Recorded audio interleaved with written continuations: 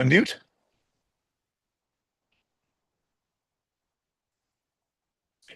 Okay, folks, we're connecting live with our YouTube account.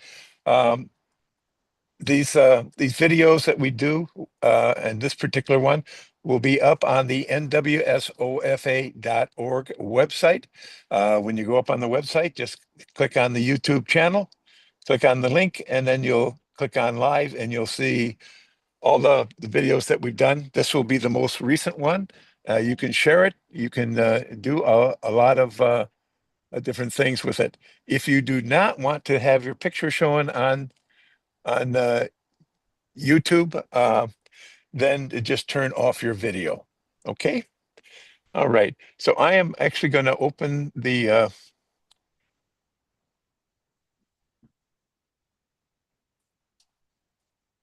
program with a short program about who we are.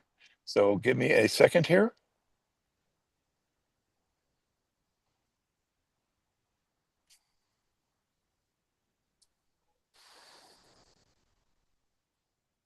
Always takes a second to get this going with my iPad. Okay. So Sid, can you tell me that you can see the screen? Yes, I can. All right. Well, welcome everybody. This is the candidate forum being sponsored by NWSOFA, which stands for Northwest Suburbs Organizing for Action.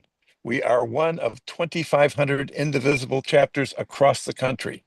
And as you can see by the little dots here, you can get a sense of how many chapters there are.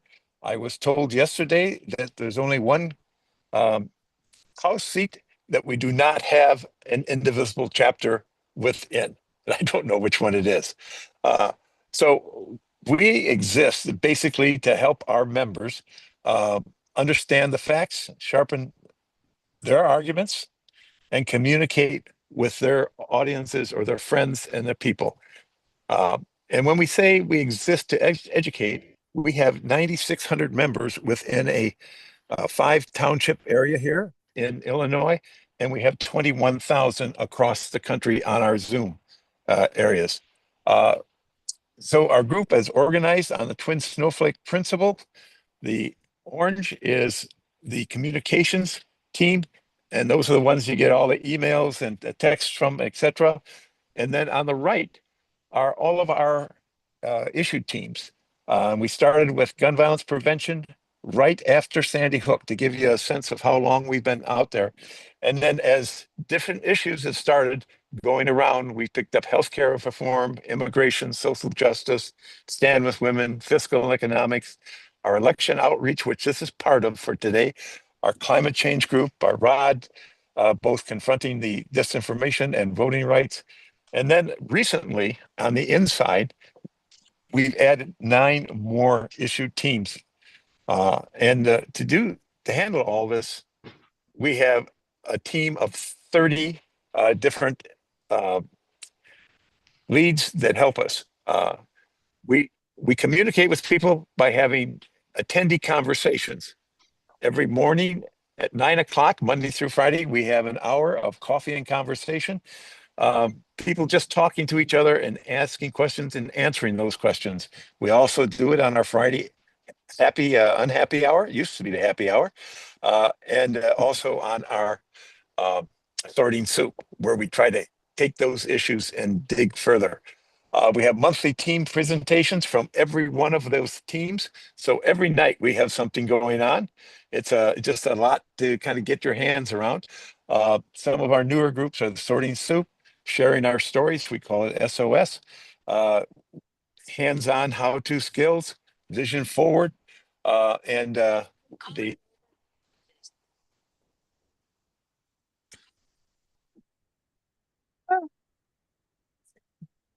very interesting. Uh, my watch just started making a call for emergency services. I think I must have thumped something. So our partners are strong across the country, um, not only locally here with Indivisible Illinois, but throughout our rallies for the Hands Across Chicago, the No Kings. We are a part of the Truth Brigade, and every other Friday we do a truth sandwich shop where we do a lot of social media sharing, etc. And then this is the live videos that are going on. And when you click up onto it, you'll notice that the last one will be the candidate forum. This is a couple weeks old. So tonight, we are very pleased to have this candidate forum for the Illinois 8th. And Sid, it is all yours. Please take it away. Can you hear me? Yes. Okay, so let me introduce myself. I'm Sid Siddharth. I'll be moderating the debate. We have 8 candidates on track. 7 have joined us. And the format for the debate is going to be as follows. After I finish talking about the format for the debate, each one of the 7 candidates, each one of the 8 candidates will speak. They'll speak for 5 minutes. And then after that 5 minutes is over for the first candidate, I will ask them one question from a group of questions that I've assembled. And I'm going to randomly pick from this bunch of questions on these sheets of paper so that it's fair to all the candidates. So there's going to be 5 plus 1 going through to all the 8 candidates. And then once that is over, Debbie is going to compile the questions from the audience as the debate goes on, as the candidate forum goes on. She's going to send me an email of that, and I'm going to ask at least 1 or possibly 2 rounds of questions. So each one of the candidates will have 1 minute to respond to the question that I get from the audience. And then if we have time, we plan to do a 1.5-hour candidate forum. If we have time, we're going to allow the candidates to do a 1-minute closing statement, each one of them, and we're going to do that in the reverse alphabetical order. And then finally, Bill and I will sum up and the closing remarks at the end to close the forum down. So having said that, the order of the candidates is going to be as follows. So you'll get 5 minutes to speak, and then as I told you, I'll ask you one question each. So the first person that'll go will be Junaid Ahmed. The second person who will go would be Sanjov. The third person will be Christ Callis. The fourth will be Neil Coate. The fifth will be Kevin Morrison. The sixth will be Dan Tully. The seventh will be Ryan Betikad. And the eighth will be Yasmin Bankole. And the reason why Yasmin is going last is because she's got some other commitment, so she'll be joining us late. So otherwise, she'd have gone second otherwise. So having said that, I will turn it over now to Junaid Ahmed for his 5 minutes, and Mark Lundholm will be keeping track of the time. So when I say go, Mark will start the clock, and at 4 minutes, he'll tell you 4 minutes, and then in 5 minutes, he'll tell you time. And then you'll just have time to just wrap up your sentence and go, and then I'll go on to the next candidate. Okay, so Junaid, you're on. Thank you, Sid. Thank you for hosting this event. It's my honor to be here. My journey to this campaign starts like so many American stories. It starts with a dream. My dad, like a typical American story, came to this country in search of a better life for his family. He worked day and night, and I remember many times him working 2 jobs. I knew mom and dad sacrificed to bring us to this point. I was determined to honor that sacrifice, and I worked hard. I started off my education at a community college, eventually moved on to DePaul University, started working at a tech consulting firm, went back, earned an MBA from Chicago Booth School of Business. Today, I run my own technology firm, and I'm a proud father of 4 kids. I am living my parents' dream, the American dream. But that dream is under attack. Donald Trump is tearing apart our government to give the wealthy a tax break. No other reason. He is cutting Medicaid and food assistance and making this money go to the wealthy few. And he's making everything more expensive for the rest of us. We need to send a progressive fighter to Washington. Who will hold him accountable? I'm running to fight back. And then push forward to make life more affordable for the working families of our district. Philanthropy for disaster relief is what I have been doing pretty much all my adult life.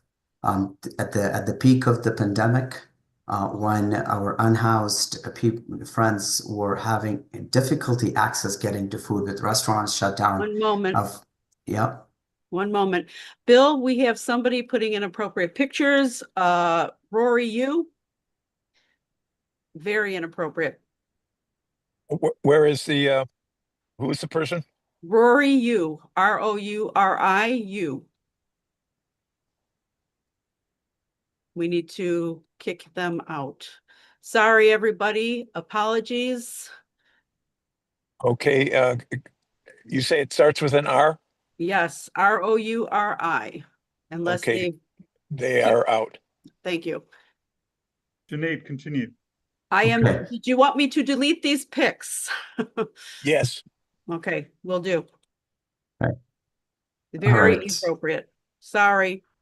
No problem. All right. So I was, my philanthropy, I started off pretty much, with the organization at the peak of the pandemic when our unhoused friends were having difficulty, getting a warm meal. What we did was with my trunk and my friend's truck, we started with distributing warm meals to our unhoused neighbors. And people came together. It caused, people started volunteering. We started raising funds. With them, something that started with, the back of our, cars. It's now, this year, I'm proud to announce that over 1 million meals is what we have distributed this year. And this is the work is just starting now. We have about 8 trucks work off of, a warehouse now. That's our power. That's what happens when we come together. And I'm a living example of that. That means affordable healthcare for everyone is something that we can bring. Affordable childcare for everyone, universal preschool, quality public education, free community college, and eliminating student loan debt. These are things that can be accomplished. And I know that when you put your heart into something, when you work hard, when you have the right organization, things will happen. We also need to bring jobs into our district and raise the minimum wage so that no worker is living in poverty. We need a path to 100% clean energy, stronger, cleaner air, and water protections, green infrastructure. These are basic things, basic rights of every individual, every American, every citizen of this world, I say. We need to stand up and protect a woman's right to choose. I will fight for the right to organize and collectively bargain into law and passing the PRO Act. But before we can do any of that, we must fight back against Donald Trump and his attacks on working families. We need stronger members of Congress that will stand up and be on the front lines. When this dictator illegally mobilizes the military in our communities, we need a congressman who is going to take his organizing skills from the streets of Schaumburg, streets of Elgin, to the halls of the Congress. In Congress, I will fight for comprehensive immigration reform with a path to citizenship for undocumented people and dreamers, and protections for refugees fleeing violence. We need to show what we are for and take power back, and then get it done. And I guarantee you, I promise you, we will get it done. Thank you. Okay. Thanks, Junaid. Thanks for your. So I've got, out of this random group of questions, I'm going to ask you one question. So now I'm going to, and each of these questions to the candidates is going to be a statement, and then whether you agree or disagree, and why or why not.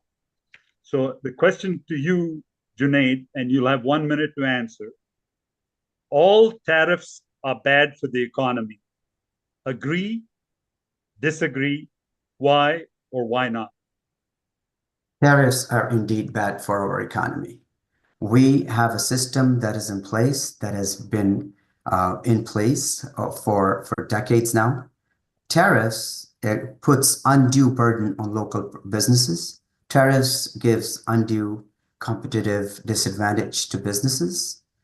We need a system where every country is on a level playing field.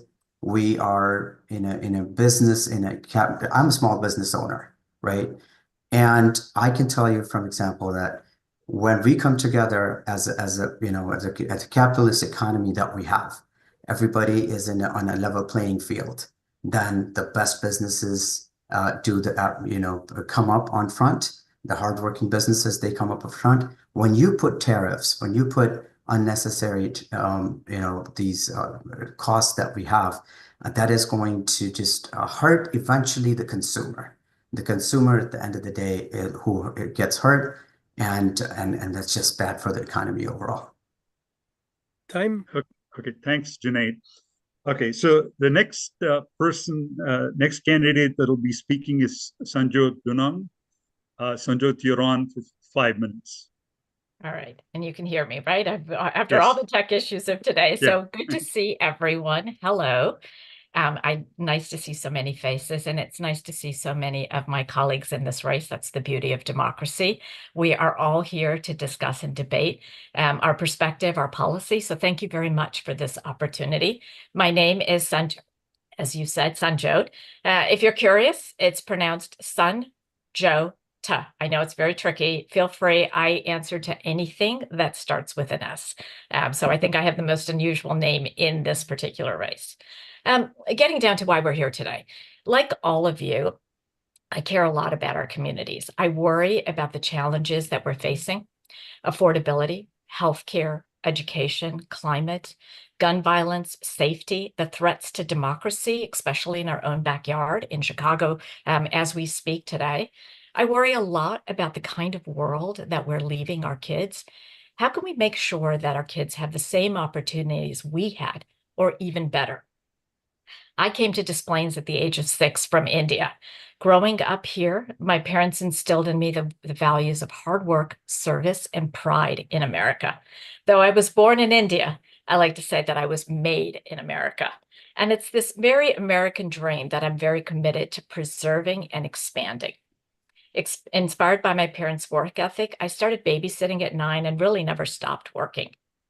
My teachers, the families that I met while volunteering at school, at Chippewa, at Maine West. Not sure if we have any Maine West graduates, but a shout out to you all. My paper route at Northwestern all taught me what it really truly means to be part of the American community. As a single mom, I've lived the same challenges that many of our families face. Juggling my education, small business while raising 3 boys. We're a proud military family.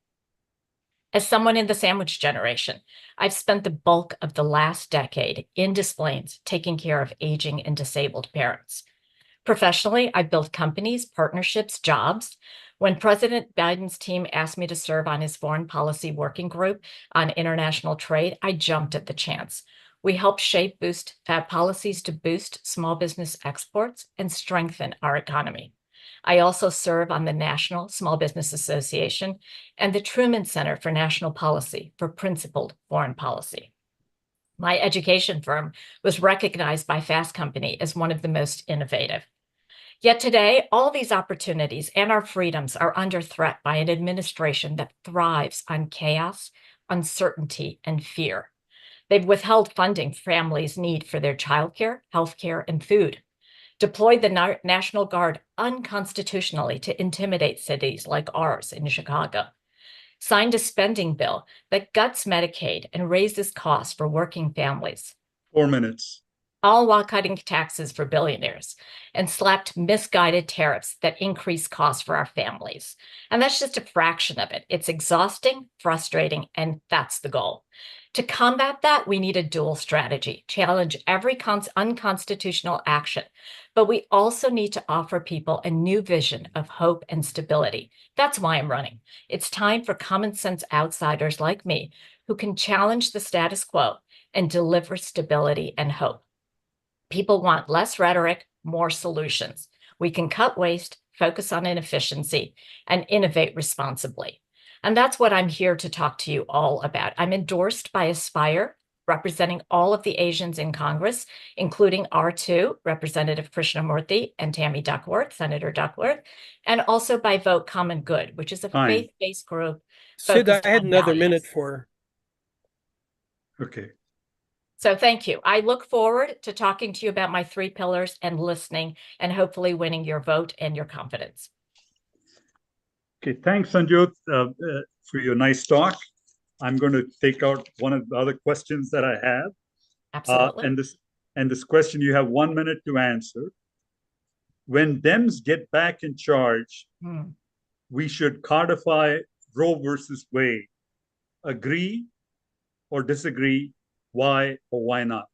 Absolutely. We should have codified it long ago. And this is one of the reasons why I am running. This administration is breaking everything, and it will be up to us to provide a vision to voters that is more than anti-MAGA. We need to start with things like codifying Roe versus Wade to protect our fundamental freedoms, women's health care, but we also need to invest in our opportunity to make sure everybody has the opportunity for good paying jobs, apprenticeships, and lifelong learning, having dignity. We need to make sure that we protect healthcare privacy. One of the challenges has always been that when people get to Congress, they forget to do their job. I am here to tell you that I'm eager to roll up my sleeves. I'm a workhorse. I bring a proven can-do spirit and an innovation mindset. I'm here to do the job, and I look forward to talking about how we can actually achieve tangible results for our community, our district, and our country. Thanks, Sanjot. Okay, the next person who will be speaking is Christ Callis. You're on, Christ, for 5 minutes.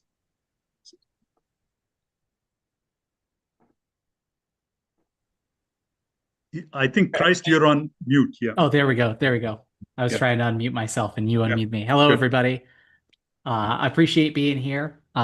So hello, friends and neighbors. I'm Chris Callis, and I'm the only working class candidate running for U.S. Congress in Illinois' 8th District, because the system that's supposed to help working families like mine, it's broken, and it is time for a change. But you already know that, because you've lived it. You, the person sitting at home who carved out some of your precious little free time to participate in the civic process and listen to us today. So thank you. I was born to a first-generation Greek father and a hardworking American mother. She was taught to survive and thrive by a woman who grew up during the Great Depression. We lost my dad when I was 5, which left my mom to raise me alone.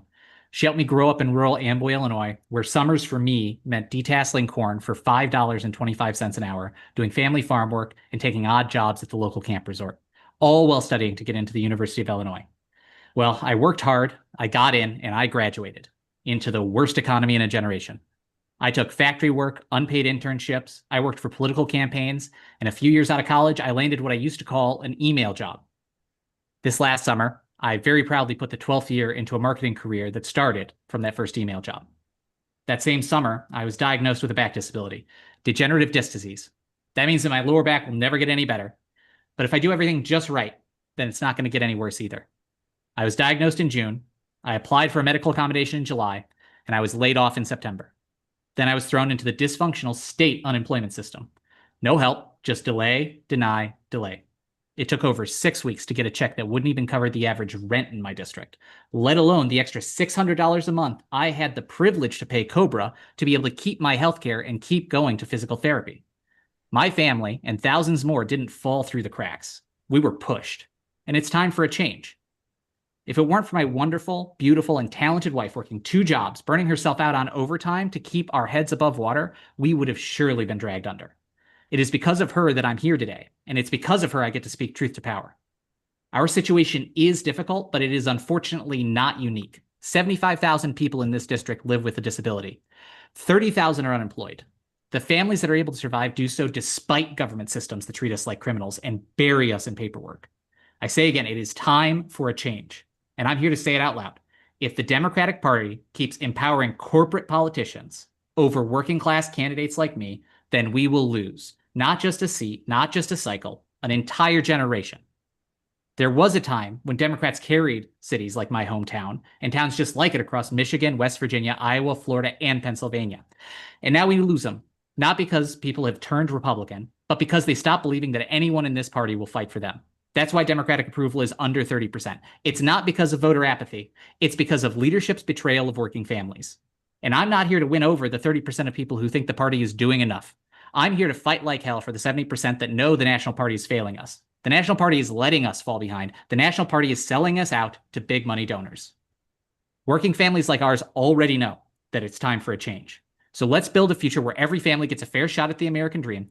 No one's dignity depends on what kind of job they have or what zip code they were born into. And let's build that future together. I'm running for my friends and neighbors. I'm running to make sure they don't suffer the same indignities I've had to. I'm running because I've lived the failure, and I still believe we can build something better together for the people of my district and the entire United States of America. If you believe like I do, please visit callusforcongress.com to get involved, donate, and step up to help out working families. And let's do what needs to be done together. Thank you. And I look forward to earning your support. Thanks, Christ.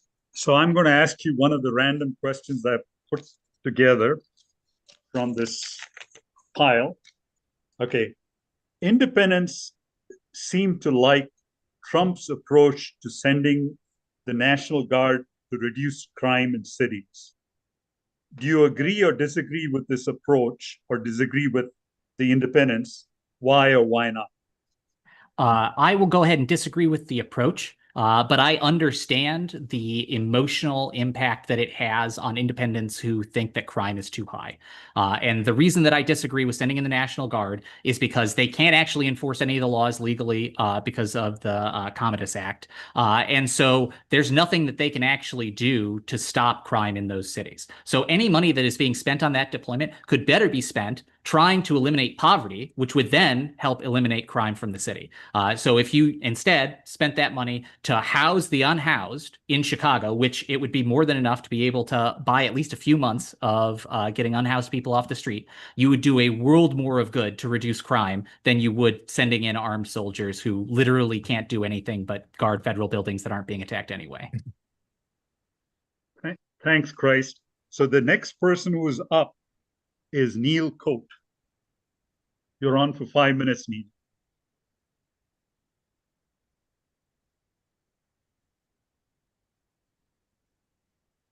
Is Neil muted? Neil, you got to unmute yourself. Bill, can you unmute Neil? Okay, there you go. Bill was supposed to unmute me, but thank you so much. Good evening, everybody. Thank you. My name is Neil Coate, and thank you to NWSOFA for putting this great debate together. It's a debate of like-minded people who really mean well for the 8th district. These are the leaders who are going to represent the 8th district, and I think you guys have got together an awesome group here. Anybody that would be representing the 8th district would do a fabulous job. What I want to talk about is my story about why I would be the best candidate for the 8th district. My story started back in India, born to a lower middle class family, a hardworking family, one of 3 brothers. And while I was there, our family valued education more than anything else. So education was on the top priority. I came to this country while at the age of 22 with $300 in my pocket and a degree of computer science. That took me, I landed in Arkansas and worked for companies like Walmart. And from there, I migrated to Chicago, Illinois. And I've lived here more than 30 years. And this has been my home. This is where my son's going to grow. This is where my mother has migrated. And this is where my niece are going to grow. But today what I see is the American dream that I was able to achieve and come here when the American population embraced me and gave me the love and affection. I don't see that continuing for my children. for your children. I think that is one of the reasons why I want to come and fight. Not just because Donald Trump is doing this and Donald Trump is doing that. That's absolutely bad what he's doing. But equally, what I believe is we have our own problems in our 8 districts. Companies like Motorola, companies like Sears, companies like Ameritech has gone. 100-year-old companies that have given jobs to multiple thousands of families are no longer there. And this happened on the watch of existing politicians, existing career politicians that did not do anything to bring back those jobs. And I'm not a politician, and I'm not looking for my next career move or next promotion. But what I want to ensure is, as I have created small businesses, and I'm a small business entrepreneur, created more than 200 jobs in the district and around Illinois. I worked with State Rep Fred Crespo back in 2006, 7, and 8, and passed and worked on a bill called HB 1195 to put Illinois first. Illinois first is where we were at a disadvantage, where other businesses from outside our states could come and take businesses. We wrote a proposition for that. Of course, the bill never got passed, but we worked hard to get Illinois first the jobs and the government contract that it deserves. Last but not the least, I was raised by a single mother. My mother stays with me. She's a stubborn woman, but still, I think she keeps me in check.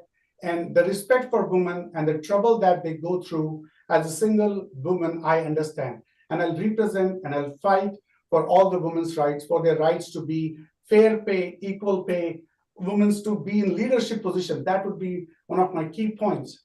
Second point along with that would be seniors. The earned benefits that all our seniors have put their money into, the Social Security, Medicare, are not freebies. These are benefits that they have earned, and that should never be touched by any administration. Not just, and that attack is not acceptable.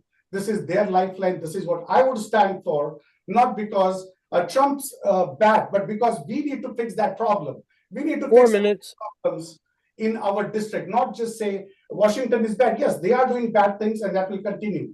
But we will fight them, we will stand up against them. But equally, in our 8th district, we want to ensure that the old days when economic prosperity was there, the Woodfield Mall, the 5th largest mall in the country, was bustling with consumers, are no longer there. We need to bring those jobs back. We need to bring that high-paying jobs back. And my way is, I have already created businesses, I've already brought jobs. I won't only work with the local municipalities and the business development managers. I'll work across the state, across the country, and around the world to make sure our 8th district is prosperous and it brings back the old days of glory. And that's why I want to fight, and that's why I want to represent you. And thank you so much.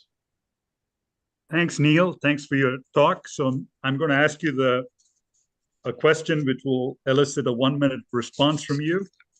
The question is as follows. It's a statement followed by a question. The BRICS countries are getting together economically and possibly militarily. Should this be a concern for the US? Why not? It should absolutely be a concern to US, because the policies that Trump has passed has created more enemies around the world against America, when we had so many friends for the last 30, 40 years that I have lived. I've seen America was respected around the world. Wherever we went, they said, this is American passport, had more values. We had more friends around the world. But today what I see is tariff, intimidation, demeaning, all that is just creating more enemies, and those enemies get together to come against America. And I don't think that's the right policy that has been currently done by the administration. It has just created more enemies for us, and we don't need more of that. We need more friendships. We need more global partnerships to thrive, to make sure that America is respected and valued all over the world. Thanks, Neil. Okay, so the next candidate will be Kevin Morrison. Kevin, are you unmuted? I am unmuted. I'm the chairman of technology and innovation at Cook County. I'm happy to be with you here, and I just want to thank the organizers for bringing this forum together. I'm Cook County Commissioner Kevin Morrison. I've had the honor of serving the communities I grew up in for the last almost 7 years here in the Northwest suburbs. I represent 325,000 people currently, and I am a product of Elk Grove Village. That's where I've spent most of my life. I want to tell you what has inspired me to public service, and that is my lead inspiration, and that is my mother. My mom, by the time I was growing up, already had taken over the family pizzeria. And my first memories as a little kid were sitting up at one of the front booths, and every time a customer would come in and ask for the owner, my mom would get the same exact response. And that was, "Excuse me, I asked to speak to the owner." Now, as a really little kid, it was hard to understand sexism and misogyny, but as I was growing up, I came to see it for what it was, and I credited it with opening my eyes at a very young age to all the other inequities that existed throughout our society. And at 10 years old, I started telling my mom that when I grow up, I want to fix things. I want to make this world better for everyone. And I've been on that mission ever since. In the lead up to this seat opening, I was out volunteering in our local municipal elections that took place on April 1st. And I kept hearing from our voters that they feel like there is a void and that their voices are not being adequately represented in the halls of Congress. They told me that they don't feel like there are people who understand the working class. And I am a product of the working class. My first job was de-weeding the family restaurant's property. I went on during high school to be a cashier at a Walgreens. And then I continued as a server at the family pizzeria during college. I went to DePaul University where I studied political science. And I just graduated from law school this past December. And I tell you, I did not take night classes for 5.5 years to see our Constitution thrown through the paper shredder. I was actually taking my third oath to office on May 7th, which was the exact day that our Congressman Raja Krishnamurthy announced his run for U.S. Senate. And that next Monday, I launched my campaign for Congress because I want to be a voice for all of our constituents here on the ground, fighting for affordability so that our younger generations can afford housing, healthcare, healthy food, and access to affordable and accessible healthcare and mental health resources. I keep hearing that, our younger generations feel like the American dream has gone away. There was a recent survey where 70% of Americans said that they no longer believe that the American dream is within reach. My great-grandfather was murdered in Italy at the end of World War II. It's what led my grandparents to immigrating to the United States. And my grandparents achieved the American dream in their own lifetime, coming here with nothing, from selling vegetables on the side of the street to being able to create a business and see that business grow and thrive. And I witnessed my family's restaurant always continuously giving back, doing fundraisers for our residents, helping with their medical costs, helping our local schools, our local sports teams. And that is what has inspired me from day one. And so as a county commissioner, I have led the charge to make as a protected class for all 5.2 million Cook County residents, reproductive health care, as well as gender identity. Those are things that I would fight to secure for all of our nation's residents. I have fought to try to make the American dream a lived reality again by creating a nationally recognized one-stop shop of small business resources that not only help our current businesses, but help aspiring entrepreneurs who do not come from means be able to access every $3 grant and every low-interest loan available. I fought and created a state-of-the-art mental and behavioral health department at Cook County, which is seeking to do something no county has yet to achieve, which is fill every single gap in the mental and behavioral health sector. And right now, our residents want a fighter in Congress who's going to fight for them every single day. And that's why I am committed, as your next congressman, to be someone who's going to fight to make sure that housing becomes affordable, that you're able to access high-quality healthcare and mental health resources. You are able to put healthy food on the table. And you know what? Higher education should be accessible to everyone who wants to continue with a higher degree. And so I am hoping to earn your support in this race. I hope you will join me at kevinmorrisonforcongress.com, and I hope to earn your vote in March. And let's do this together. Thank you. I asked you the question, Kevin, I just wanted to alert Bill to the fact that if Yasmin Bankole is waiting in the waiting room, please let her in. Either you or Debbie let Yasmin Bankole in, because she said she's going to join it. Ah, there she is. Yasmin is here. Okay, that's good. And Debbie, whenever you get a chance, if you can, the questions, if you compiled any questions from the audience, if you can send me a halfway shot of those questions by email, that would be great, if possible. But if you can't, that's also okay. Okay. Okay, so Sid, Kevin, currently there are none in the chat, surprisingly enough, so we will wait.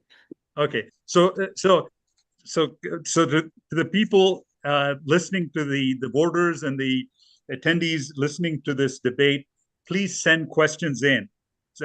Debbie is going to compile those questions. So if you've got any questions for the candidates, apart from the questions that I'm asking, it would be nice if we could get some questions to the audience so that we can present them to the, so put those questions in the chat and Debbie will pick them up.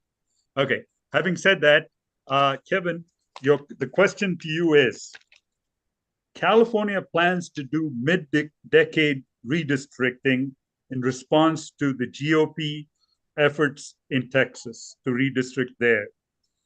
Do you agree or disagree with that approach? Well, I thank you for why not? Why or why not? Okay.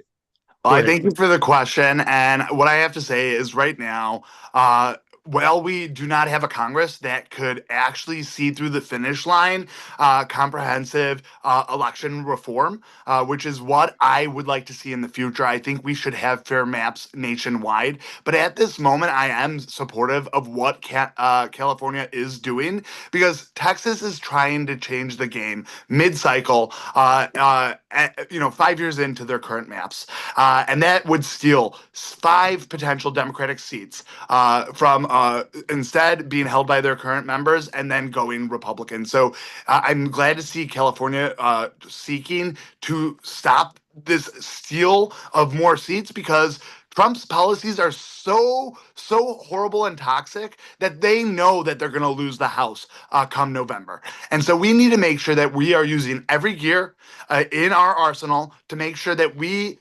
have the ability to combat all these redistricting plans that are going on in not just Texas and California, but states across the nation. And then we need to see leaders in Congress who are going to see comprehensive election reform.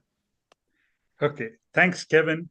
So the next person to give the 5-minute talk would be Dan Tully. So Dan, you're on for the next 5 minutes. Hi, good evening, everybody. My name is Dan Tully, and I'm one of the candidates for Congress. I am a former Commerce Department employee at the federal government that Elon Musk and Donald Trump didn't want. I'm a captain, an Iraq veteran, and a judge advocate in the U.S. Army Reserve. And I'm also a citizen who is beyond alarmed that this president is threatening the rule of law, the basis, the foundation of everything that we care about in this country.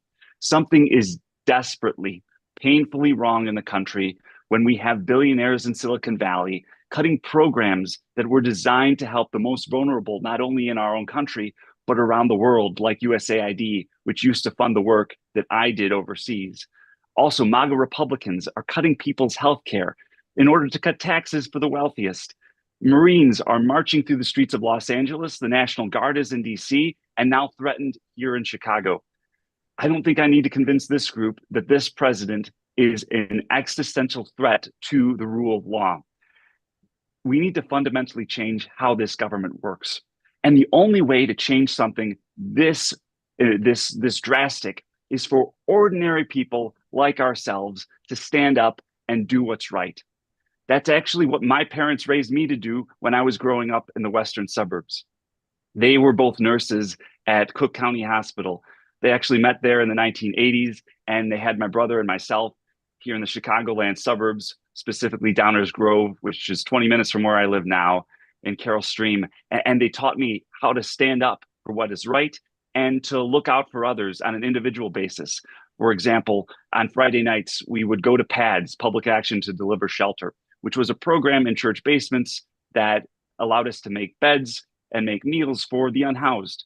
And that taught me the personal joy and fulfillment of what it's like to actually make a difference in people's lives. But fast forward to when I was in high school in 2008, I became captivated by our Senator, Barack Obama, as he was running for president.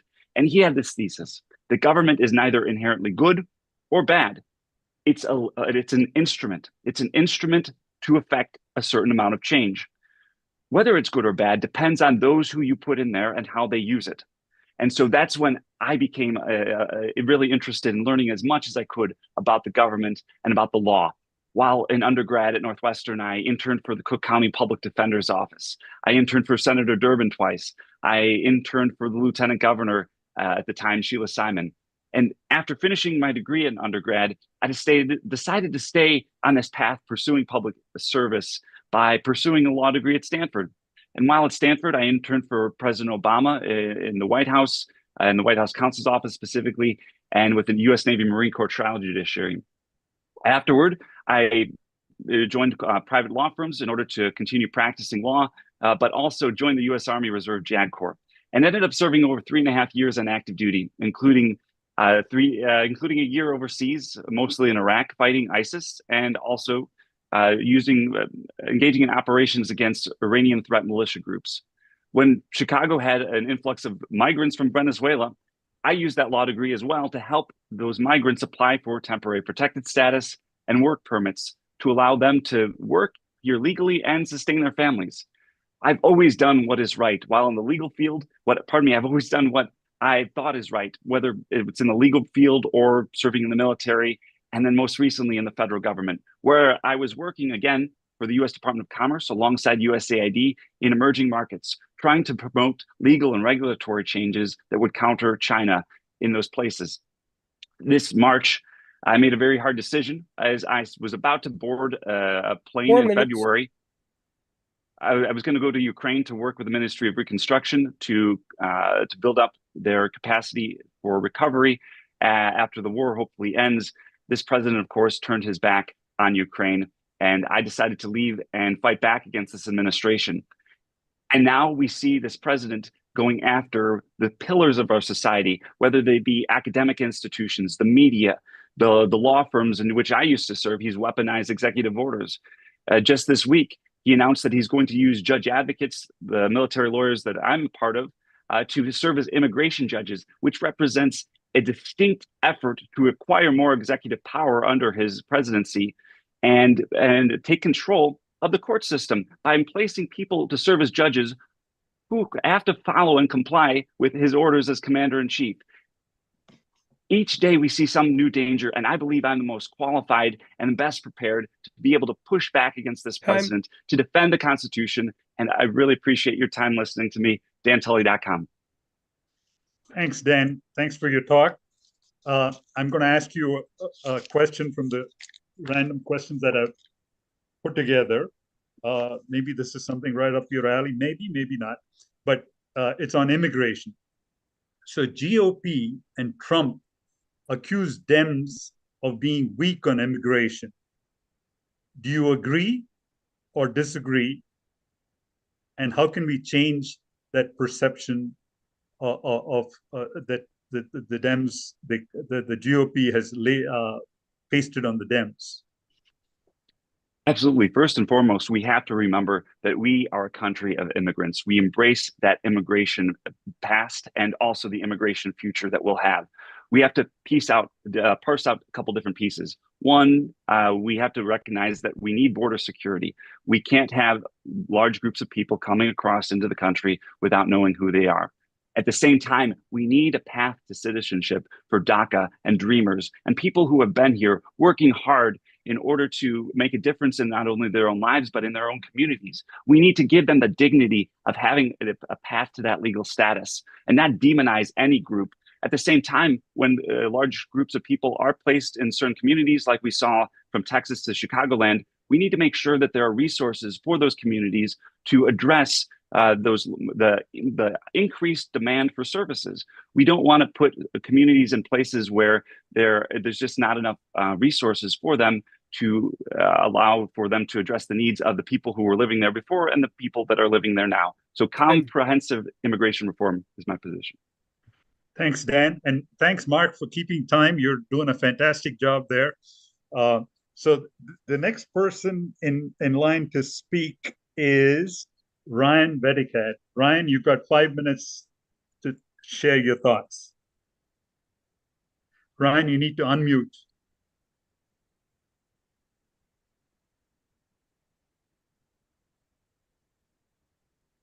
Awesome. Can you guys hear me? Yes, There you yes, go. we can. Awesome. Great. Yeah, it's really nice to see all of you. My name is Ryan Vedikat. I'm 24 years old and I'm running for Congress here in Illinois' 8th Congressional District. Thank you, Bill and Sid, for putting this on and everyone here attending. It's just, I know it's a busy time, especially for all of us. And it's awesome to just see all of you here today. And I just want to start with kind of the state of our party here across the country, because the thing is, we didn't just lose in 2024. We lost everything. We lost both houses of Congress, all 7 states, and the popular vote. That's not a messaging problem. That's a Democratic Party problem. And so we lost young people, we lost working class voters, we lost young men. And the reason for that is because I think the Democratic Party is telling people what to think without actually listening to people. And so the thing is, I want you to understand one thing is that don't lose hope, because we have a chance in 2026 to elect a new generation of leaders and to fix what's broken in politics today. And look, like, I know I don't look like your typical candidate for Congress. I'm 24 years old for a start. If elected, I would be the youngest congressman in the country and the youngest ever elected from the state of Illinois. I'm a first generation American, born and raised right here in the suburbs of Chicago. My mom, she worked at the post office for more than 20 years, and my dad took night classes at DePaul University to become a software engineer. I was a varsity wrestler at Barrington High School. I worked over the summers as a mechanic at the Route 66 auto shop on Algonquin Road. I was a lifeguard at Hoffman Estates Park District and taught 5th grade Sunday school at Holy Family Catholic Church. But I'm also the 24-year-old who graduated from the University of Illinois in 2 years with my bachelor's in the top 3% of my class. The one who went overseas as a Fulbright scholar and worked in Austria, in a country where progressive policies actually work. Things like universal health care and a universal child care, unemployment, and a robust education system. These are policies I understand now that I've seen on the ground from a grassroots level that I'm ready to take back to Capitol Hill. I'm the 24-year-old who went to the University of Chicago and got my master's degree, and the 24-year-old who spent the past year working at the Justice Department in Washington, D.C. I was a counterterrorism analyst. My job was to stop and prevent international and domestic terrorist attacks. We responded to school shootings, international terrorist attacks, and we prosecuted January 6th. That was my job. And so when the new admin came in, I had a choice. They fired my leadership and they changed the work that we were doing at the Justice Department. And so I thought I could either stay here or I could come back home and make a change, a real change. And so that's the thing, that's the reason I'm running, to put policy first and rebuild the Democratic Party into something that works for all of us, putting the needs of Illinois voters first and to represent the district that is my home. So I'm just really grateful to meet all of you and looking forward to continuing the conversation. Thanks, Ryan. So now we're down to just 2 questions. You're going to get one and Yasmin is going to get the other. So the question for you, Ryan, that you have 1 minute to respond. It's about Europe. So right up, you've been in Austria. So the statement and then the question: we should make Europe spend more on their own defense for themselves and protect Ukraine by themselves. Agree, disagree, why or why not? So the situation in regards to NATO and protecting Ukraine, we should definitely not let Europe stay alone in defending the Ukraine against Russia. It's a horrible situation over there. When I was in Austria, I saw European and Ukrainian refugees coming into Austria. It was actually at the school that I worked at. We had Ukrainian refugees, and I would stay with them and I talked to them and understood the what was happening on the ground. I think that the United States should work with Europe and help them against the Russian encroachment. And so we should definitely not be leaving Europe alone to defend against to helping Ukraine defend against Russian invasion. Thanks, Ryan. Thanks, Ryan. So our last candidate to speak will be Yasmin Bankole. So Yasmin, are you unmuted? Yes, sir, I am. You're on for 5 minutes. Thank you, Sid. Good evening, everyone. My name is Yasmin Bankole, and I'm also a candidate for Congress in Illinois' 8th Congressional District. I just want to first by starting to thank Sid and Bill and everyone who put together this forum. Very grateful for this opportunity. I am a daughter of Illinois. I am a local elected official, and I just spent the past 8 years working for Congress, both in the U.S. House of Representatives and in the Senate. But just a little bit more about my background. I was born in Chicago, raised in the northwest suburbs, raised primarily in Hanover Park, attended schools in U46 School District in DuPage County, and attended high school at Lake Park High School at Roselle, Illinois. I went away for college, got my master's degree as well, came back home and decided that I wanted to continue to invest in the community that I knew best. And so after grad school, I started to work for Congressman Raja Krishnamurthy during his first term and into his second term. And I oversaw his casework and outreach. But many of us in the office also worked very hard to support the congressman in his daily initiatives, but also to help him weather the daily storm of the first Trump administration. I spent a few years in his office and then began to work for U.S. Senator Dick Durbin.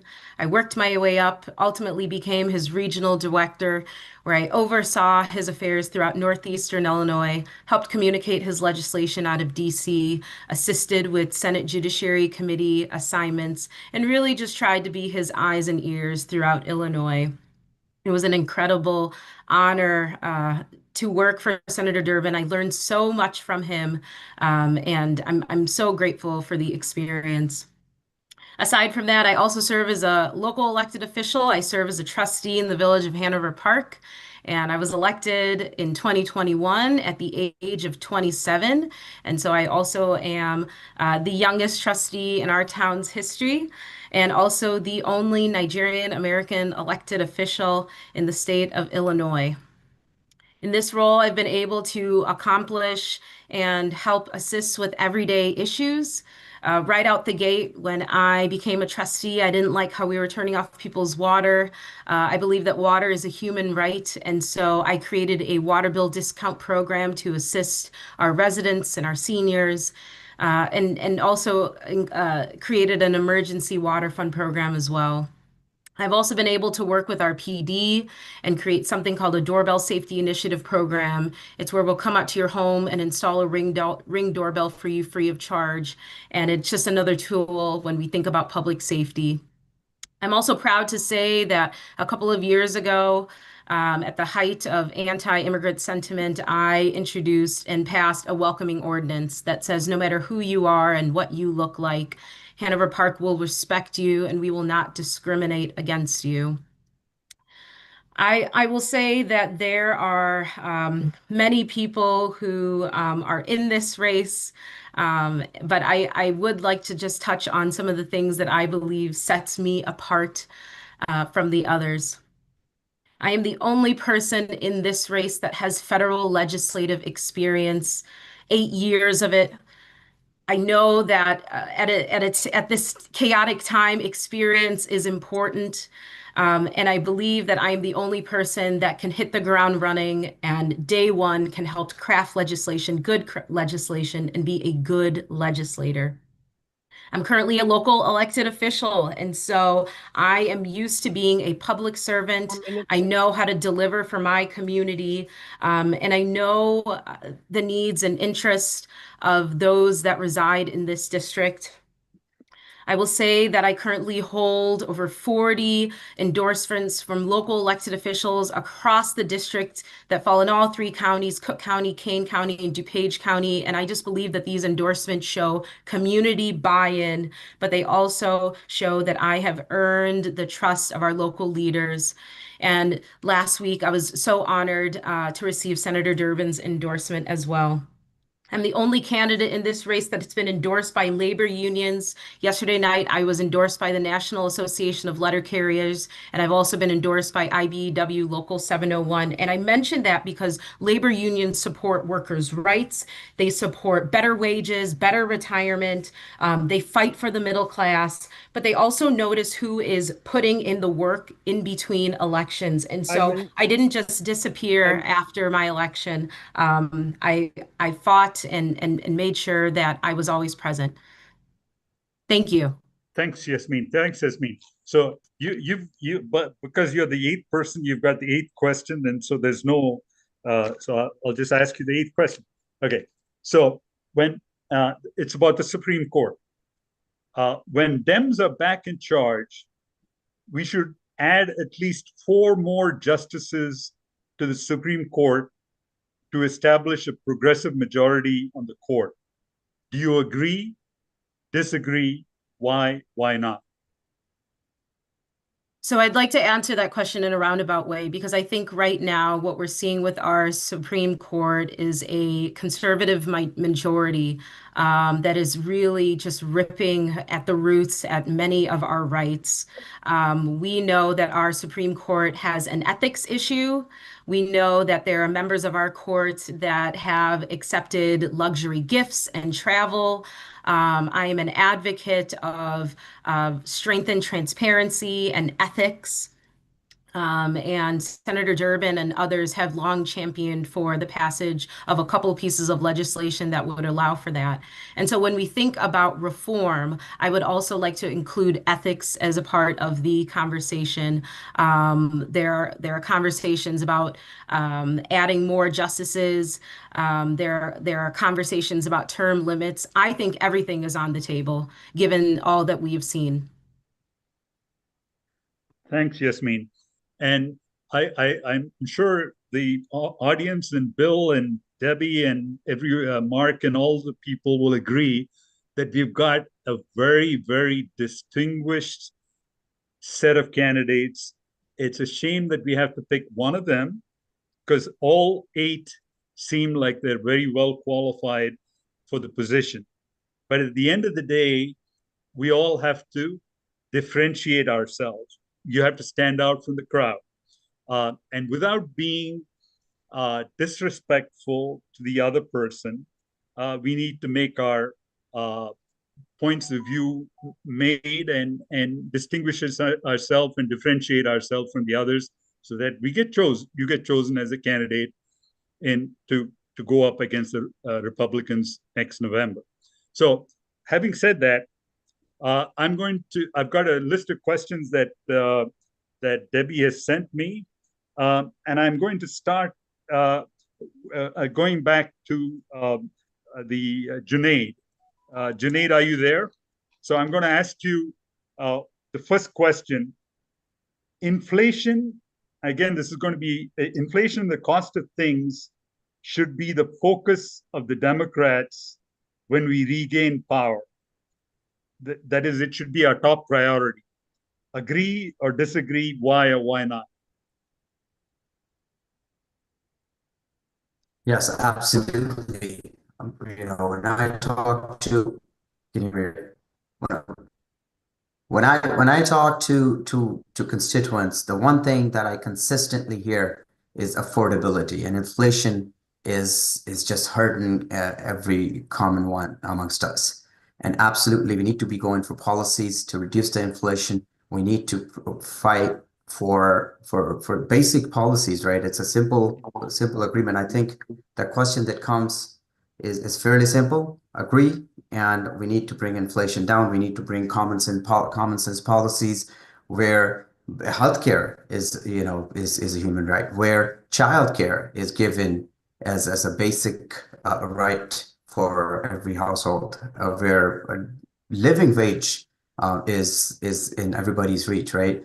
We have a federal minimum wage of $7.25, and the prices of milk and egg is growing like crazy. This is the time where inflation needs to be dealt with directly and brought down, so the common American can actually afford a living again. Can I ask you a follow-up question, Junaid? Absolutely, Sid. What specific things would you do to bring the price of goods down? See, to bring the prices of the goods down, we are now, the earlier questions that you had was on the tariffs. First and foremost, we need to reverse, like when you are looking at, the tariffs and everything in this country that's coming is becoming more and more expensive. Once you roll that back, that automatically takes care of quite a bit of our prices. And when we are looking at our common, the person's affordability here, we are looking at the wages that is $15 in Illinois, $7.25 across the country. I'm going to be fighting for for our minimum wage to be increased across the country, to start with at least at a $15 wage. So those policies will allow a common American to react and respond and deal with the situation. Thank you, Junaid. Thank you, Junaid. So the next, I'll go back in alphabetical order now. The second person will be Yasmin Bankole, even though you were at the end of the, because you're, so I'm going to ask you a question. One of the questions that came up with the people in the group chat is, what specific programs and plans do you plan to support to encourage small businesses, Yasmin? What specific plans and programs would you have to support small businesses?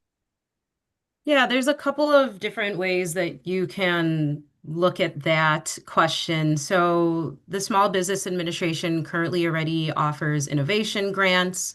The Small Business Administration also already offers low interest loans. So if you are a business owner and you want to start a business, but you need a little bit more capital, this is something that can be provided to you.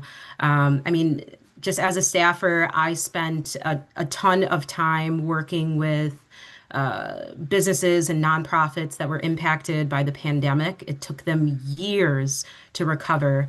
And I'm really glad that we were able, Congress, during the Biden-Harris administration, we were able to pass COVID relief that included the Paycheck Protection Program, the Economic Injury Disaster Loan Program, which allowed businesses to stay afloat. I mean, I even remember helping one business during the pandemic who had used their home as collateral for their business. So if they lost their business, then they would lose their home. And so it's experience that I already encompass. And those are some of the specific programs that I would continue to advocate for. Thank you, Yasmin. Next up for a question would be Christ Callis.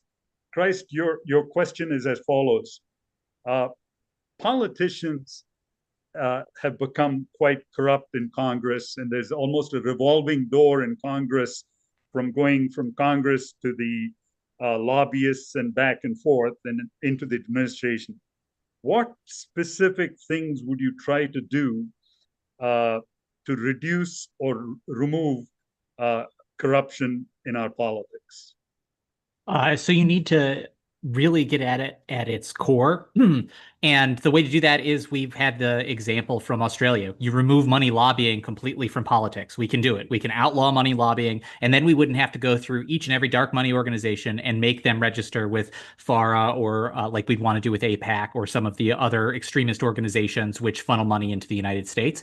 Then if you stop that lobbying dollars, all of a sudden it becomes way less valuable for a senator or a House representative to enter that revolving door to become a lobbyist because they're not going to get paid that huge salary because they can't make any money lobbying.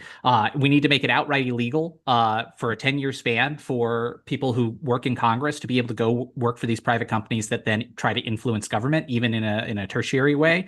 And we need to start there and see where the best way to combat corruption is sunlight. So you shine sunlight every place where you find these corporate corrupt politicians taking money, and you remove that source of money, and you will eat through all of those incentive structures. But the number one thing is to outlaw corporate lobbying altogether. Okay. Thanks, Rice. The next person up for a question is Neil Coe. And here is your question. It's regarding climate change. What specific steps would you take in Congress to address the issue of climate change, and in what kind of time frame will you plan to reduce the effects of climate change? What kind of horizon or window are you looking at to reverse the effects of climate change? Climate change is a very important and a concerning topic. What we really need to do is make sure that the fossil fuels are not being used after 2040. That should be our deadline. That should absolutely be the deadline for us to convert onto non-fossil fuel type of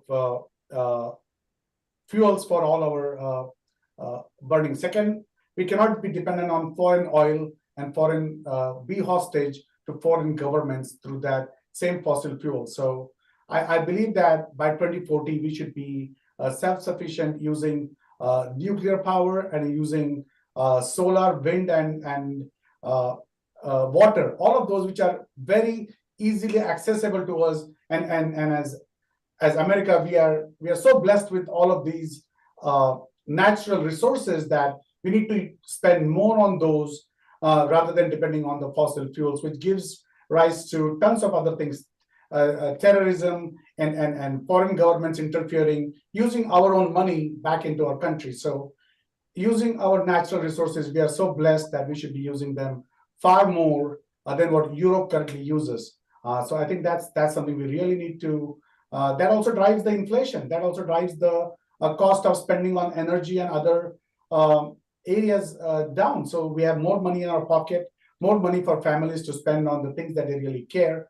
And that would be my plan to attack and work to ensure that all the environment and climate is safely protected. Thanks. By the way, Sanjot, I passed you over for a question. You should have been in the alphabetical order. So you're going to get the next question.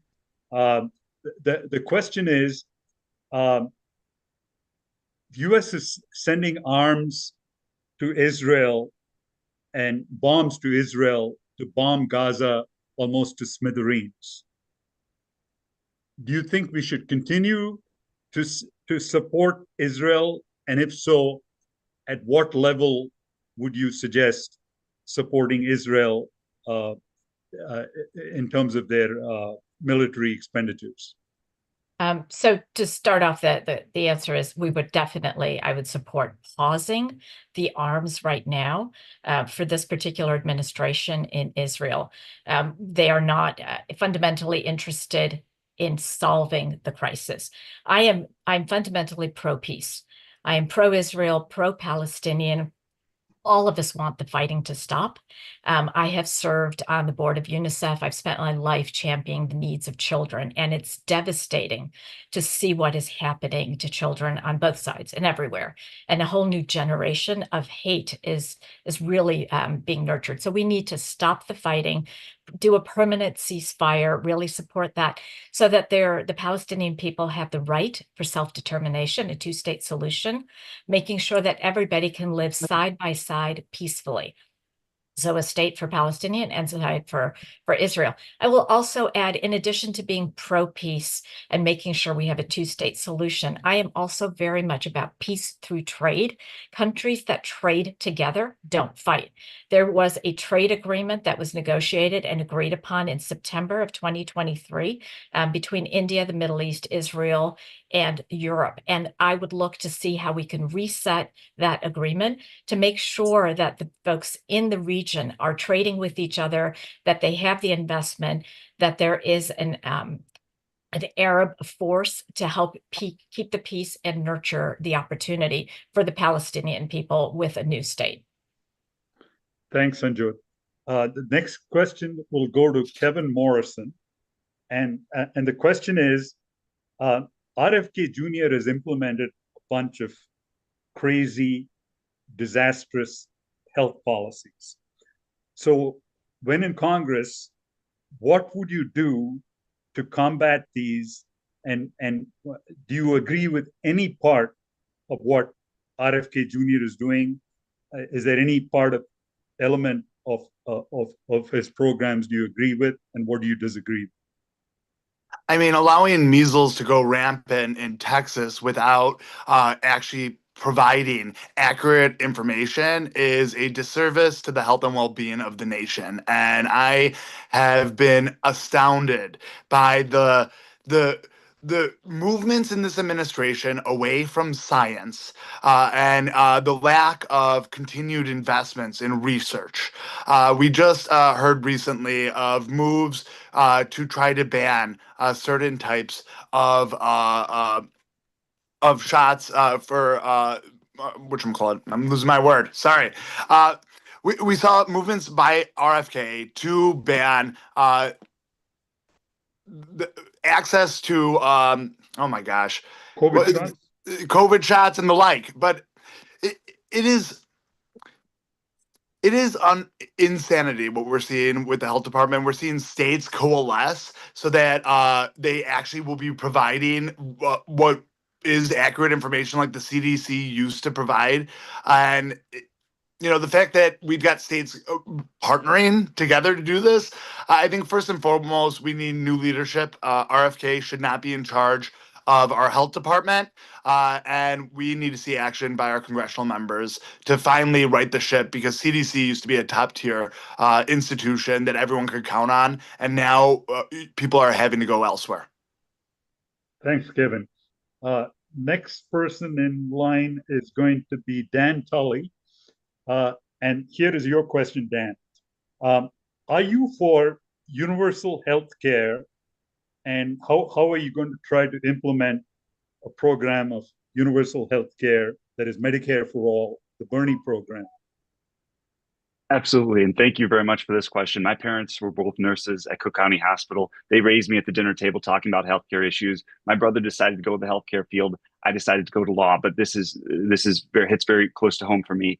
I believe that healthcare is a human right.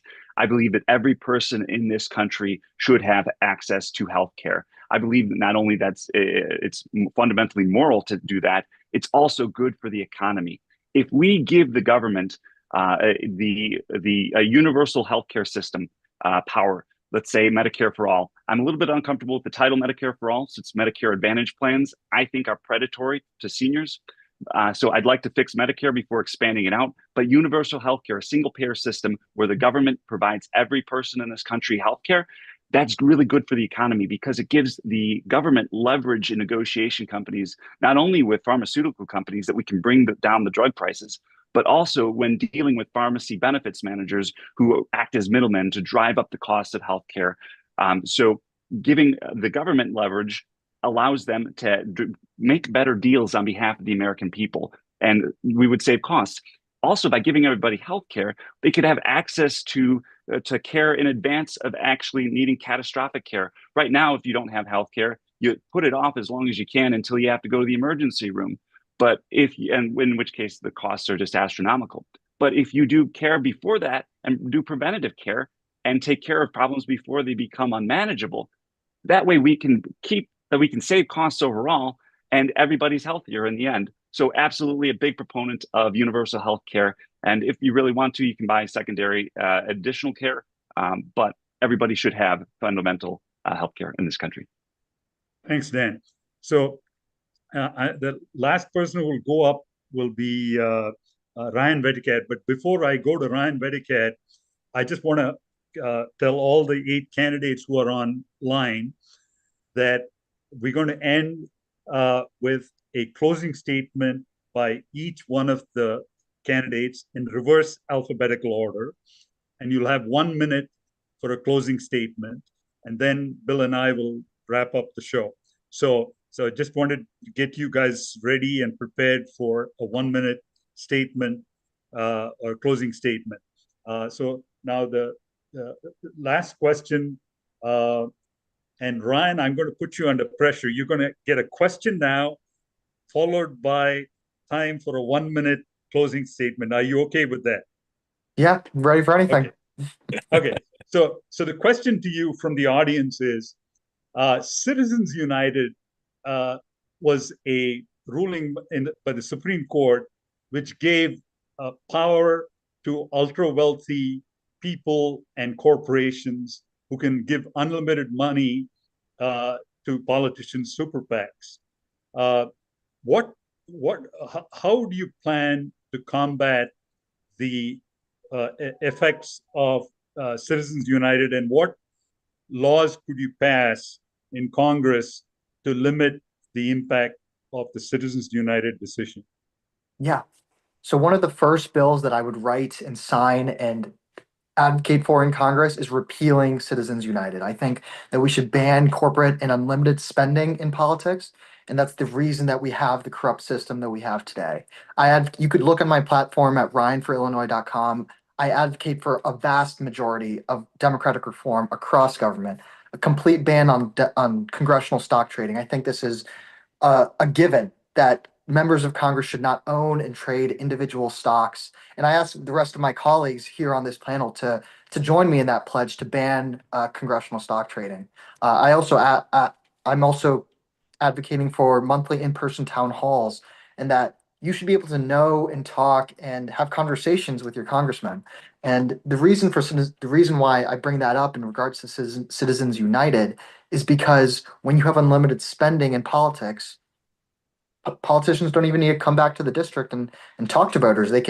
You see Republican members of Congress that are ditching their town halls completely across the board. The GOP is telling members of Congress that after this horrible bill that was signed into law, to just don't go to the town halls. You're not going to get anything done, so don't show up. And I think that if we repeal Citizens United and ban unlimited spending in politics, that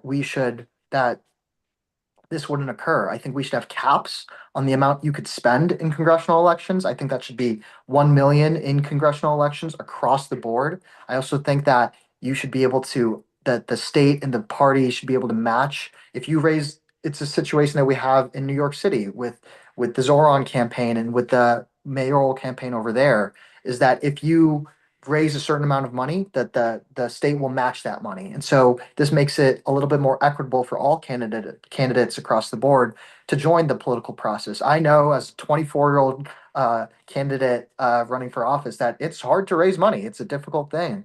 And so I think that repealing these laws and advocating for a ban on congressional stock trading would really help the political process across the board. And then to go into my closing statement, first of all, it was amazing to meet all of you guys and to have the opportunity to talk and discuss about what we are facing in our country. And the one thing I urge you to do is look at all of these candidates. Look at Dan Tully's resume, Junaid's, myself. Go to our website, see what we stand for, see what we've done in our lives, the resumes that we hold, and make your decision there. I think that myself, I've done a lot of things despite being 24 years old, and I think that I could do the same thing in Congress. And so that's why I'm asking for your vote to represent my hometown, to represent the place and the families that told me that I could achieve anything and that I could really do a difference. And that's the reason I'm running for office. So I ask you to look at ryanforillinois.com, see what I stand for, and I ask you to join me. Thanks, Ryan. Next up is Dan Tully for a closing statement. Dan, unmute yourself, Dan. Unmute, Bill, unmute Dan. I'm trying to find him. Oh, there you go. There you go. Oh. Great. Thank you very much. Appreciate that. And everybody, thank you very much for coming today. You could be anywhere doing anything, and yet you chose to invest your time in getting to know us better. And for that, I say thank you for that opportunity.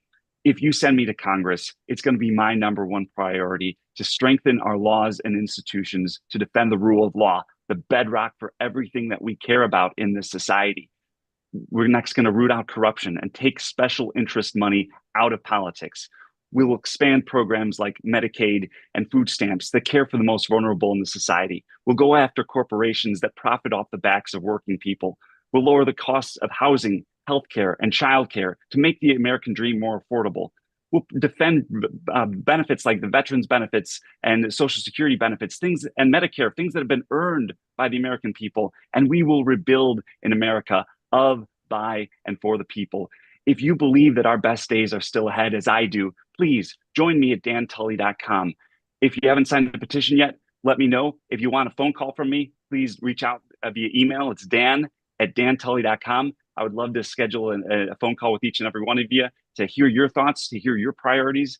And I'll look forward to continuing this conversation with you and ideally earn your vote March 17th of next year. Thank you very much. Thanks, Dan. Next up is Kevin Morrison. Kevin, unmute yourself. There we go. Yeah. I just got the notice. Sorry. No worries. Well, thank you. And thank you again to all the organizers for hosting this meeting today. Again, I'm Cook County Commissioner Kevin Morrison. It is not easy running for Congress when you're not independently wealthy and come from the working class, but it has been so humbling seeing all of the diversity of local support that we've been able to receive as a campaign. Today, we announced that we have surpassed 150 endorsements from local leaders in our communities. I am now endorsed by 5 seated members of Congress, including 2 of Illinois' members, Eric Sorensen and Mike Quigley. And I am so glad that they have put their faith in me. And I am going to operate just like I have as a commissioner with an open door policy, because in the end of the day, it is our constituents and our residents on the ground whose voices matter most. And so that is my commitment to you. I am going to fight for the issues that our hardworking families care most about, because I am committed that if you work a full work week, you should be able to afford housing, healthcare, healthy foods, a high quality public education for your kids, and the ability to ascertain a higher degree by going into higher education. So I hope to earn your support in this race. Please join me at kevinmorrisonforcongress.com, and let's do this. Thank you. Thanks, Kevin. Next up is Neil Coate. Neil, unmute yourself.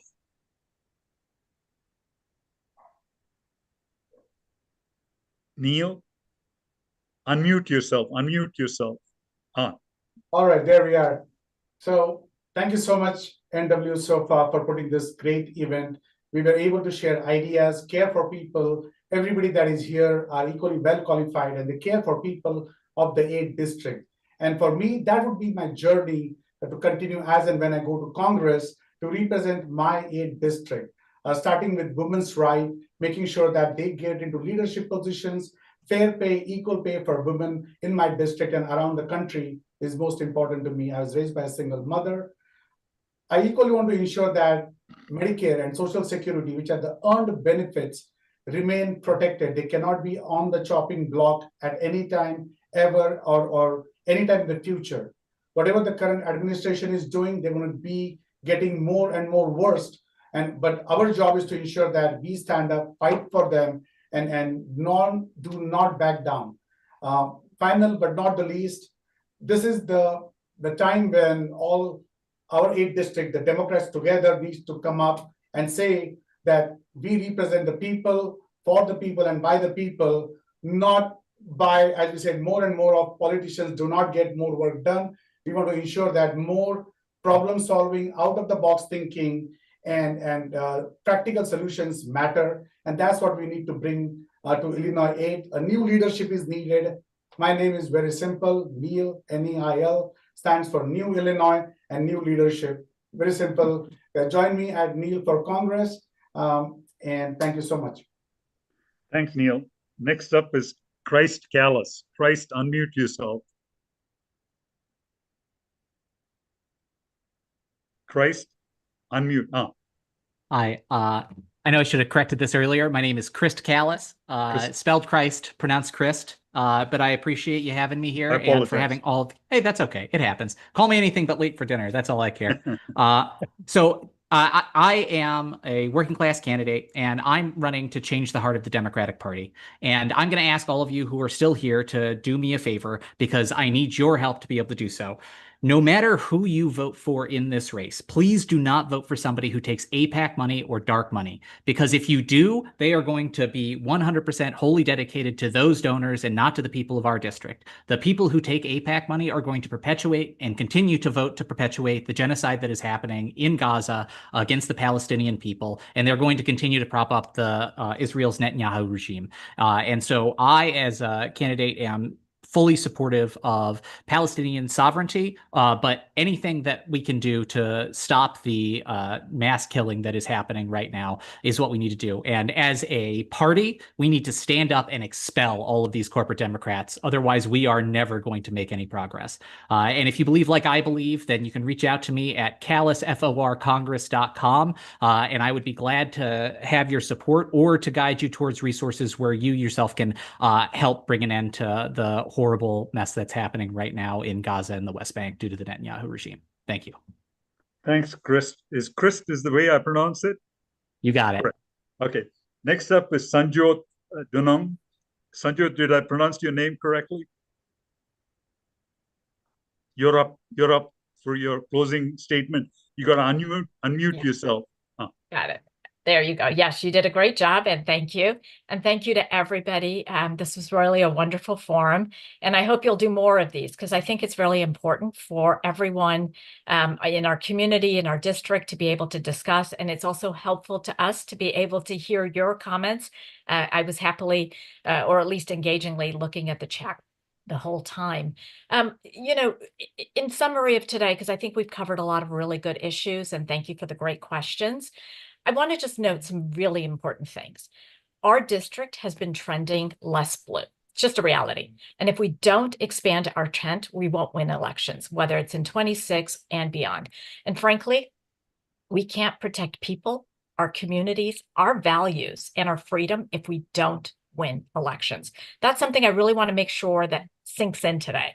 And one thing that's clear, the Trump administration is breaking everything, and it's going to be up to us to provide a vision that is different and not just anti-MAGA. We're going to need to reimagine how to build back smarter, with an eye towards the future. We've talked a little bit about how the rapid changes in geopolitical factors, but we haven't really talked about the technology factors that are impacting our community and our jobs and our young people. They're impacting our pocketbooks as consumers, as workers, and as small businesses. Voters want action-oriented leaders who offer new ways of doing things. And as a social scientist, I'm the only social scientist in our race, an educator and a business leader, I bring that diversity of experience, an innovation mindset. Serving in Congress is very different than local office. My private sector innovation, policy expertise, and Washington relationships mean that I can hit the ground running and deliver results for our district and our country on day one. We all want the same things. Well, that's pretty clear. We want affordability. We want opportunity. We want to protect our freedoms. We want to preserve dignity and make sure that everybody has a chance at their version of the American dream. I heard you heard me earlier talk a little bit about Made in America. Yes, I was made in America, but now I'm ready to go to work for America. Work for all of us. I want to continue hearing from all of you. I pledge to always have monthly town halls if you will give me the chance to represent you in Congress. I look forward to continuing to hear your priorities. Feel free to reach me at our website, Sanjot for Congress. And I thank you very much for your time and attention today and look forward to our conversation. Thanks, Sanjot. Next up is Yasmin Bankole. Yasmin, unmute your... Yasmin, you're up. Yasmin, for a 1 minute closing.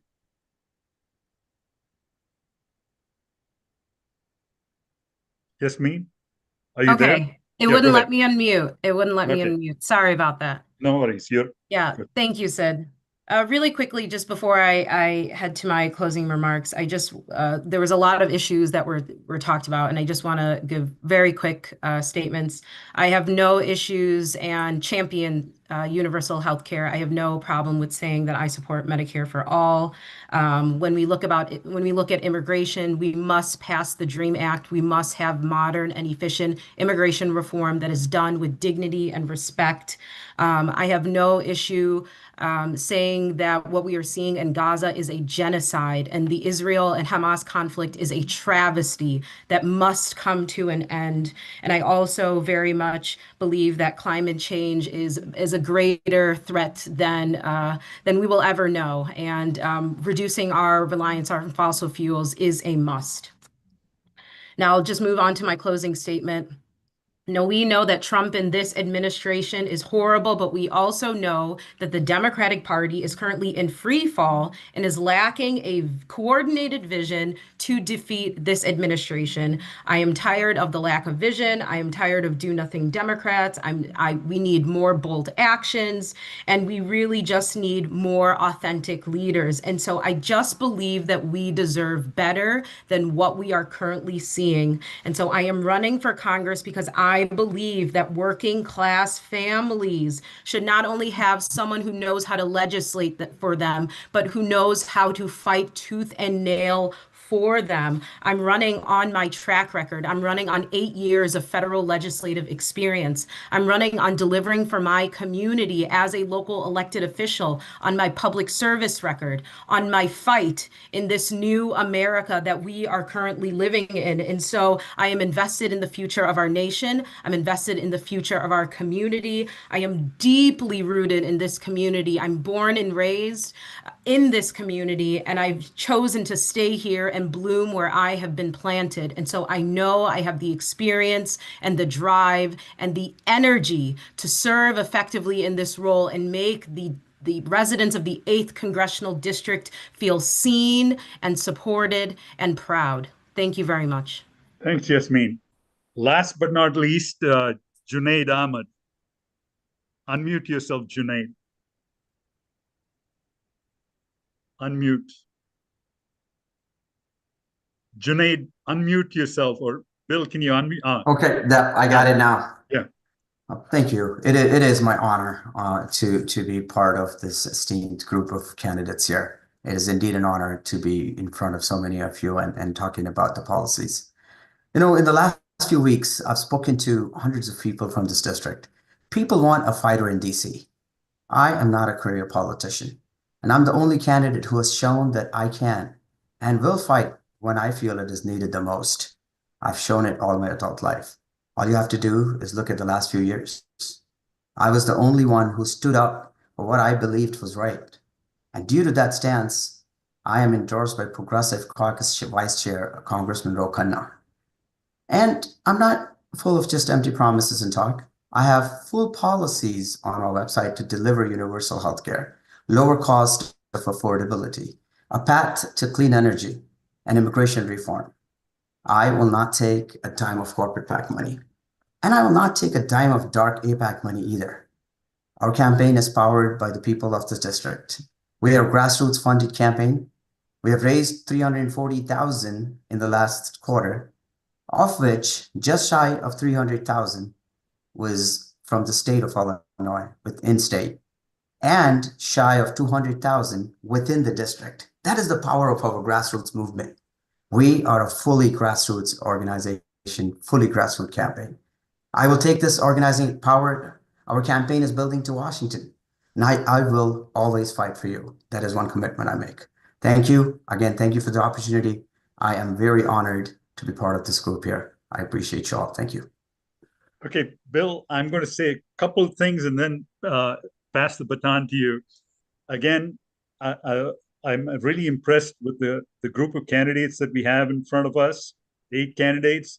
Have to choose one of them. It's a shame that we have to choose one of them. I wish we could choose all of them, but we can't. We got to choose one of them. I want to thank you for your participation in the event, the candidates.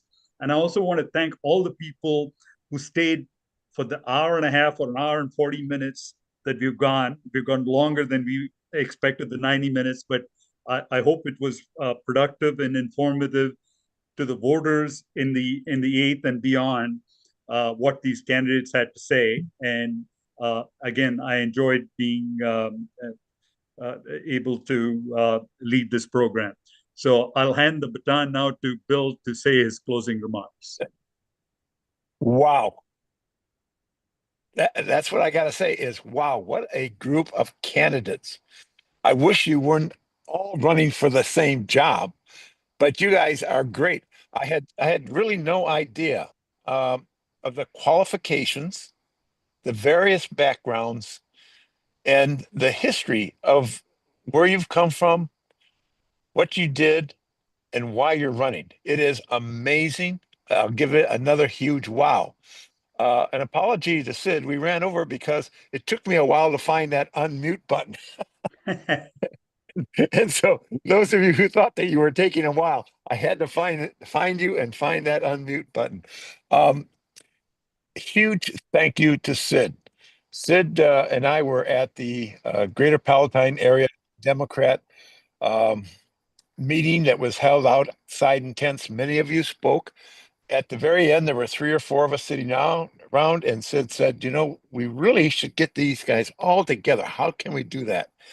And I did what we do at NWSOFA. Whoever asks the question, we say, Sid, will you become the lead on this? Sid, you did it, and you knocked it out of the park. You did a great job. The only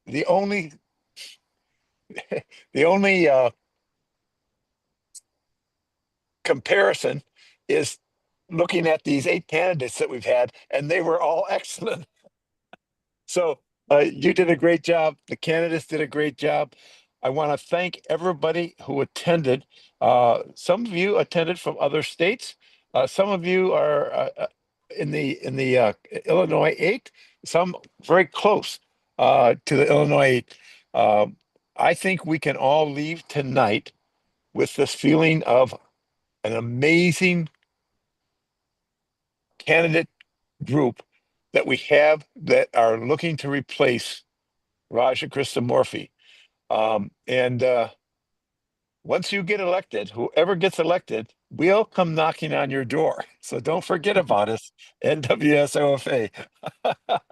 A huge thank you to Debbie for monitoring the questions and putting them together. And Mark, you had the tough job. You had to time everybody and shout it out.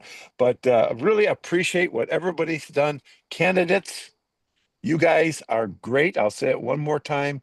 You're like in mid-candidacy form.